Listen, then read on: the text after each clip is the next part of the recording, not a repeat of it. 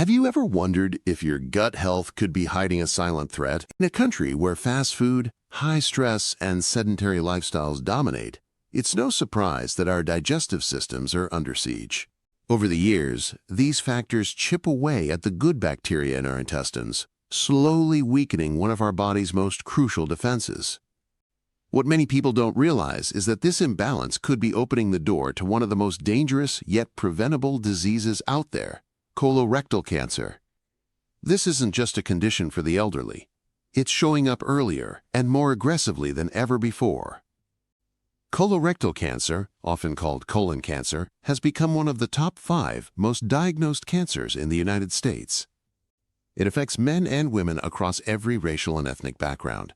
And yet, despite how common it is, most people don't talk about it. Why? Because the early signs are subtle. Sometimes there are no signs at all.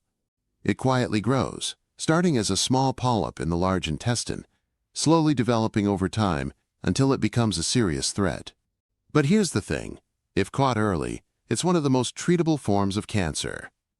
The key is knowing what to look out for and understanding the small lifestyle shifts that can make a big difference. Let's start with the basics. The colon and rectum are parts of the large intestine, about 5 feet of tubing responsible for absorbing water and minerals from food and getting rid of waste. Colon cancer develops when the lining of the colon or rectum forms abnormal growths, which can eventually become malignant. These growths often begin as benign polyps. Many people have them without even knowing, and some will never cause problems. But certain types, especially large or dysplastic polyps, can become cancerous over time if not removed. The symptoms of colorectal cancer vary depending on the tumor's location. Some people experience changes in their bowel habits, persistent diarrhea, or constipation. Others notice narrow stool, as if something is constricting its path. You might see blood in your stool, which could appear bright red or a darker tar-like shade. Some people feel like they haven't completely emptied their bowels, even after going. Bloating, abdominal discomfort, and unintentional weight loss are other red flags. In more advanced cases, a tumor can obstruct the bowel entirely, leading to severe cramping and vomiting. Still, many patients have no symptoms until the cancer is in a late stage. So how do you detect something that's practically invisible? That's where screening comes in. Colonoscopies remain the gold standard in early detection. This procedure allows doctors to not only visualize the colon, but also remove any suspicious polyps on the spot. For people over 45, especially those with a family history of colorectal cancer or inflammatory bowel disease, regular screenings are critical. Other helpful tools include fecal occult blood tests, which detect hidden blood in the stool, and CT colonography, a less invasive imaging method. Now here's where lifestyle plays a powerful role. You've probably heard that what you eat affects your health, but in the case of colon cancer, the impact is massive. Diets high in red and processed meats, think bacon, hot dogs, and steak, are strongly associated with increased colon cancer risk. Add in too much alcohol, low fiber intake, and a lack of physical activity, and you've got a dangerous cocktail for digestive disease. But there's good news. You can take control. Research consistently shows that people who eat high-fiber diets have significantly lower rates of colorectal cancer. That's because fiber speeds up digestion and helps sweep carcinogens out of the bowel before they can cause damage. Whole grains, fruits, vegetables, and legumes should be daily staples. In fact, for every 10 grams of fiber added to your diet, colon cancer risk drops by about 10%. Let's make it practical.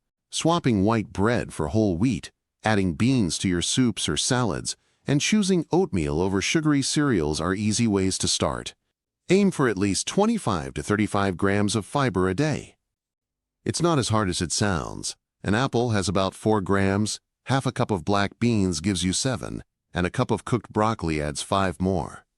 Simple shifts can lead to serious protection. Hydration is just as important. Your digestive system needs water to keep everything moving smoothly.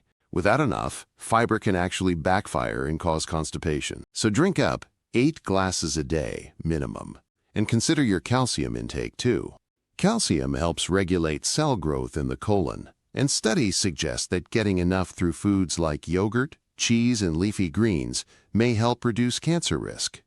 Then there's vitamin D. Many Americans are deficient, especially in northern states during winter. Vitamin D plays a crucial role in immune function and cell regulation.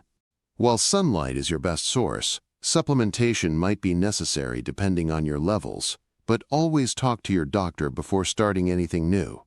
It's not just what you eat, but how you cook. Grilling and frying red meat at high temperatures creates compounds that are potentially carcinogenic. Instead, try baking, boiling, or steaming your meals. Limiting processed meats like deli slices, sausages, and bacon is one of the most effective ways to reduce risk. The World Health Organization classifies processed meat as a Group 1 carcinogen in the same category as tobacco and asbestos. That doesn't mean you need to panic every time you eat a hot dog, but these should be occasional indulgences, not daily habits. Color matters too. Eating a rainbow of vegetables and fruits gives your body a wide range of antioxidants and phytochemicals that help repair cellular damage.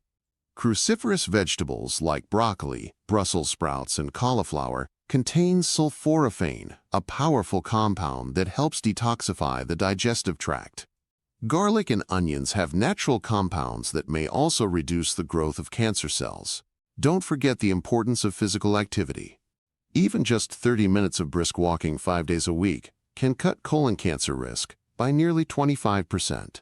That's because exercise helps regulate hormone levels, reduces inflammation, and keeps digestion running efficiently.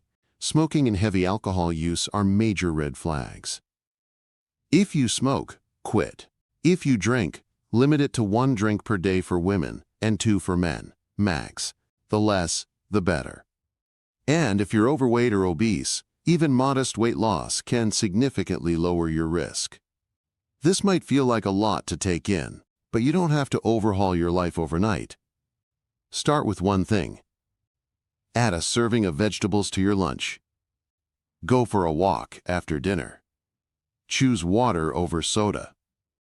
These small changes, when done consistently, can build up to powerful protection. Stay tuned for Part 2, where we'll go deeper into genetic risk factors, how to create a colon-healthy meal plan, and the myths around supplements, detox teas, and so-called miracle cures. If you found this video helpful, share it with someone you care about. It might just save their life. Now that we've covered the symptoms, diagnosis, and lifestyle factors tied to colorectal cancer, let's talk about who's most at risk and the real strategies you can use to prevent it. First, age plays a major role. While colon cancer used to be considered a disease of the elderly, that narrative is changing. Increasingly, people in their 40s and even late 30s are being diagnosed.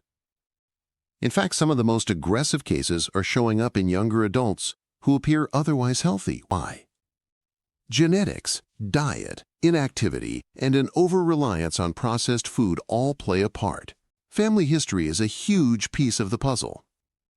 If you have a first-degree relative, like a parent or a sibling who's had colon or rectal cancer, your risk nearly doubles. That's why screening isn't one-size-fits-all. For people with average risk, the first colonoscopy is typically recommended at age 45. But if there's a strong family history or certain genetic conditions like Lynch syndrome or familial adenomatous polyposis, FAP, screening may need to start much earlier, sometimes as young as 20. Then there's the role of chronic diseases. People with inflammatory bowel disease, like ulcerative colitis or Crohn's, are at significantly higher risk. So are those with type 2 diabetes, due to chronic inflammation and insulin resistance. If you fall into any of these categories, it's crucial to work closely with a doctor to develop a proactive screening and prevention plan. Let's talk supplements, because there's a lot of confusion here. Many Americans take multivitamins or special gut health boosters in hopes of warding off disease. While a few may be beneficial, they're not magic bullets. High doses of calcium or vitamin D should only be taken under a doctor's supervision. Overdoing it can lead to kidney stones or other complications. The same goes for fiber supplements. They can be helpful, but they should complement, not replace, a fiber-rich diet from whole foods. And let's clear up another myth. Detox teas, colon cleanses, or juice fasts will not flush out cancer-causing toxins. In reality, your body already has a detox system. It's called your liver and your kidneys. These marketing gimmicks can sometimes do more harm than good, leading to dehydration or even damaging the natural gut flora that protect your digestive health. A much safer and science-backed method? Eat a variety of plant-based foods, drink plenty of water, and move your body regularly. That's how you support your colon's natural function. Now, here's where we get practical. What does a colon-healthy plate actually look like? Let's build it together. Start with a base of fiber. Think quinoa, brown rice, lentils, or whole wheat pasta. Add a hefty portion of vegetables, broccoli, kale, carrots, sweet potatoes. Top that with a healthy protein source, grilled salmon, baked chicken, or tofu. Round it out with healthy fats like olive oil, nuts, or avocado, and a side of fruit like berries or an apple. And drink a glass of water or unsweetened herbal tea. That's a meal your gut will thank you for. Portion control also matters. Overeating, especially heavy meals late at night, puts stress on your digestive system and may increase your cancer risk over time. Try to eat smaller, balanced meals throughout the day and avoid lying down right after eating. Allow your body time to digest, and don't underestimate sleep. Poor sleep habits are linked to chronic inflammation and reduced immune function, both of which play roles in cancer development. Aim for 7 to 9 hours per night. Establish a calming routine. Dim lights, avoid screens, and wind down with reading or gentle stretching. Mental health is another often overlooked aspect. Chronic stress triggers hormonal imbalances, digestive dysfunction, and lifestyle habits that can increase cancer risk. Practice stress management techniques like meditation, walking, or simply taking breaks throughout your day. Surround yourself with positive support, and don't hesitate to reach out for professional help if you're feeling overwhelmed. Let's circle back to one of the most powerful tools in your arsenal: early detection. Many lives are saved every year because someone chose to schedule a screening. Don't put it off because you're nervous or embarrassed. Colonoscopies are quick, typically painless, and incredibly effective. They're not just for finding cancer. They're for preventing it entirely by removing polyps before they turn dangerous. And if you're not ready for a colonoscopy, there are at-home stool tests that check for hidden blood or DNA markers linked to cancer. Talk to your doctor about what's right for you. Now, imagine this. It's 10 years from now, and you're sitting at a family barbecue, playing with your grandkids, enjoying your favorite meal without a care. You're active, healthy, and cancer-free. Why? Because you made a few smart choices today. You didn't wait for symptoms. You didn't brush off your doctor's reminders. You started adding more greens to your plate, drinking more water, moving your body. You took control. And if you're watching this and thinking, "I've already made some mistakes," that's okay. It's never too late to change course.